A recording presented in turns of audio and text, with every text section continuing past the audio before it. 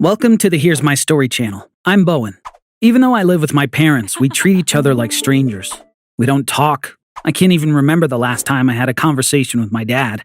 I only remember my mom telling me to take out the trash a few weeks ago. Normally, she just points to the trash with her eyes. I was surprised that she actually said something to me that day at all. I do my own grocery shopping, I cook my own food, and I eat alone in my room. My parents love traveling. Of course, they never take me with them. They don't even tell me that they're going somewhere. If I don't see them at home 2 nights in a row, I know that they must have gone on a trip. I only find out where they've been after they come back by looking at the fridge, because wherever they go, they get a souvenir magnet and stick it there. They never ask me if I have any money. Thankfully, my grandma gives me money every week. She's my mother's mother and lives in a retirement home. My mom hasn't seen her in years. I visit her every Friday. I'm sure you're curious to know why they are treating me this way. I'll tell you why. Because they think I ruined their lives. My mom was only 20 years old when she got pregnant with me. She and my dad were both law school students. My mom gave birth to me even though she didn't want me at all. Because of that, she never got her degree. My dad also had to quit school and started working to be able to support us. One day, when I was in elementary school, my mom said to me, "If it wasn't for you, both your dad and I would have been successful lawyers today. But instead, I'm working as a secretary, and your dad is a mechanic. In case you're not aware, you destroyed our lives." Of course, hearing that at such a young age made me really upset. Now, I don't feel guilty, but I can't really say that I'm all that happy. I only feel good when I visit my grandma. That's why on Fridays, I don't walk, but run to the retirement home. Every week, my grandma's best friend, Aunt Zora, bakes a lemon cake for me. The 3 of us have cake as I tell them about everything that happened that week. I mostly talk about the things my parents have done. They listen to me very carefully, and they always have a lot to say.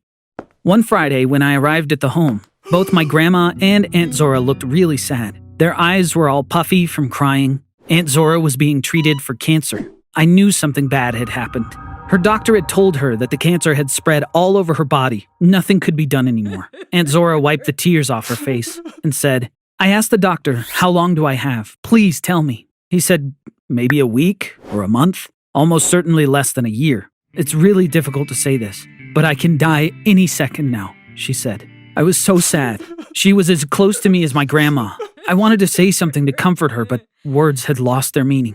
Aunt Zora said, "Let's go to my room. I've had something on my mind for a while now.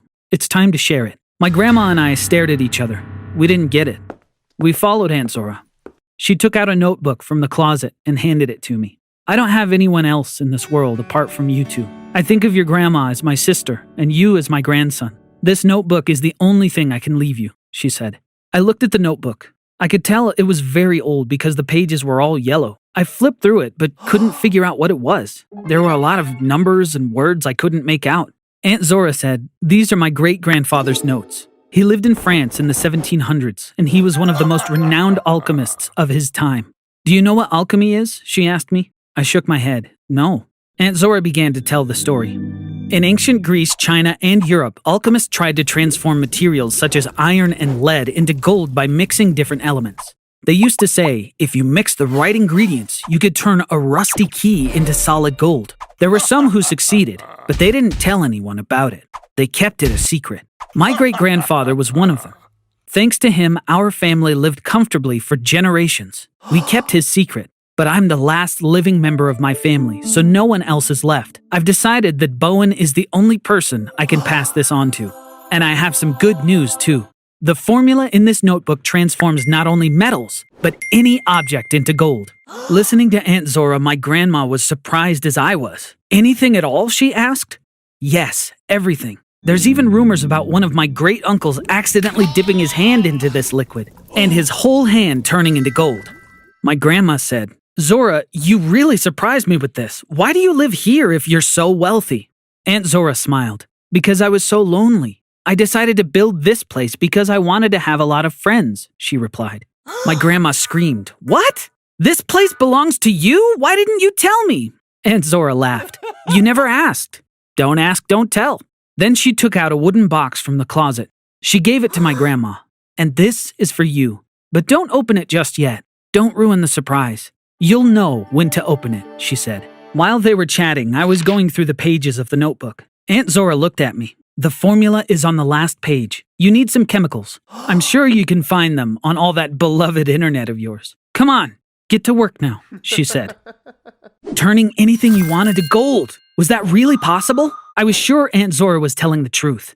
If she was saying this worked, then of course it did. After that day, I began spending all my time researching the notebook that was from the 1700s. I read through the whole notebook to make a list of all the chemicals in the formula. It took a while, but I finally did it. There were 7 of them in total. After a long search, I figured out where I could buy them. The next step was ordering them. I was giddy with excitement, but when I came to the 6th chemical, my excitement turned into grief. Because this was a pretty rare element which sold for $1,000 per pound, and I didn't have that much money. I could think of only one solution. I could ask my parents for a loan. I went to the kitchen to talk to them. They were surprised to see me. My dad looked annoyed and said, "What?" I showed him the old notebook and told him what Aunt Zora had told us. "I need $1,000. In return, I'll give you all the gold you want, so you can travel for the rest of your life and never have to see me again," I said. They both started laughing hysterically. My mom said, "This boy has gone totally insane from lack of attention. How imaginative. He can turn anything into gold." My dad turned to me and asked, "Did you really believe this stupid tale? You're so naive. No wonder we never felt close to you." I wasn't going to take another second of this. I ran out. I got on a bus to get to the retirement home. I wanted to tell Grandma and Aunt Zora about everything. When I walked in, everyone was crying. Clearly something bad had happened. I went to my grandma's room.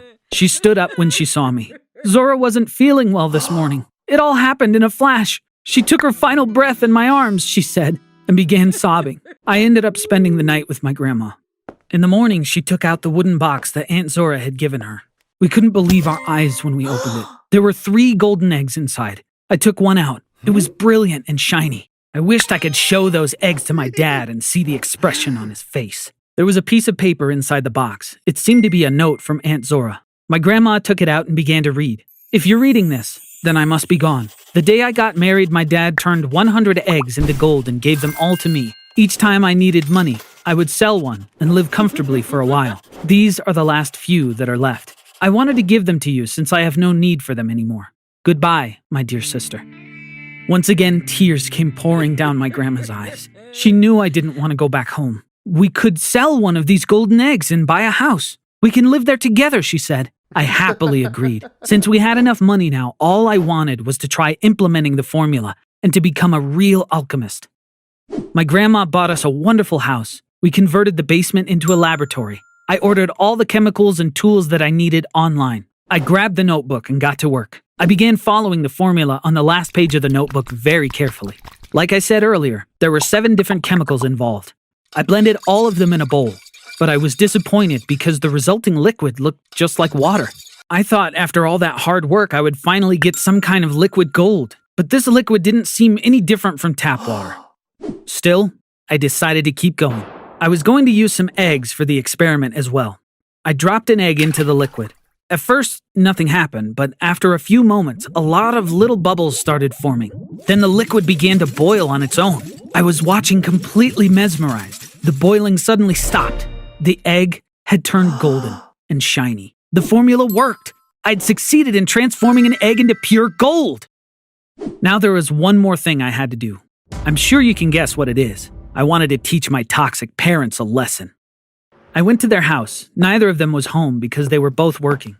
I took all the magnets from the fridge and put them in a bag. Then I came back to my new home. I was so excited. I went down to the lab. I dipped each magnet into the liquid and turned them all into gold. I picked up the Las Vegas magnet and held it high. It was so striking and shiny. I couldn't help but laugh. I really wanted my parents to see these right away. I went to the kitchen and stuck the gold magnets onto the fridge. Then I took some pictures, created a group chat with my parents' numbers. I sent the photos of the magnets to the group. "Are these our magnets? They look fantastic," my mom wrote first. Soon after, my dad wrote, "Bowen, did you turn our magnets into gold? So the formula worked? What an incredible success! I'm proud of you." I wasn't going to reply, but they kept texting me. My dad wrote, "We really need to catch up with you, son. Shall we go on a family trip together? We have to celebrate your success." My mom wrote, "Honey, where are you now? Send us your location. We'll come to you. We missed you so much." At that point, I'd had enough.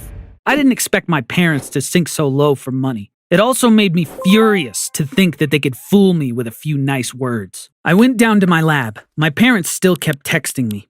I was holding my phone but wasn't reading any of their texts. I slowly lowered my phone into the liquid.